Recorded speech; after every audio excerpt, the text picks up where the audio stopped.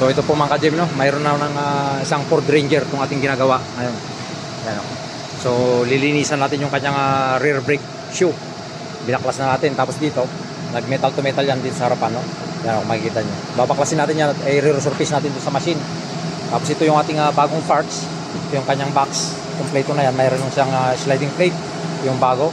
Ito yung luma natin, no? Nag metal to metal siya. Ubus talaga. Talagang sulit yung paggamit ng customer natin.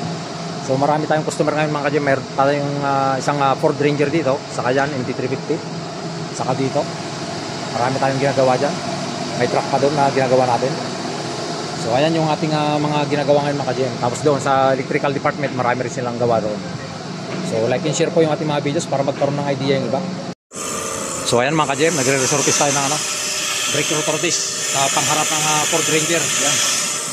Ito. Na-adjust natin itong machine. Yung gamit natin machine.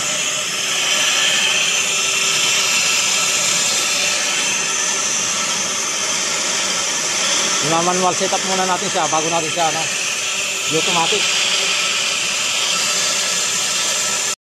So ayan po mga ka-gym, bali sinetup na natin siya sa automatic, no? Yan, kahit iwanan natin yan kung saan ang matatapos yan mga ka-gym kasi nakasetup na siya rito. Yan siya. Tapos ito yung importante mga ka-gym, yung kanyang pinaka safety guard dito sa ating pinaka mukha, no, para hindi tayo matalsikan ng metal particles na mga tumatalsik dyan. Yan. Kailangan na gagamit tayo ng safety goggles. So ayan po, at habang nagre-resurface siya na kusa, automatic naman yan, babaklasin na natin yung isang side, yung kabilang side, para isunod natin dito pag natapos siya.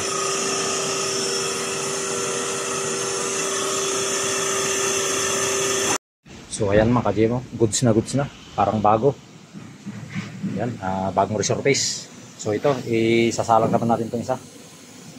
Kasi natapos na natin itong isa, kaya ito naman ang kakabit natin isa.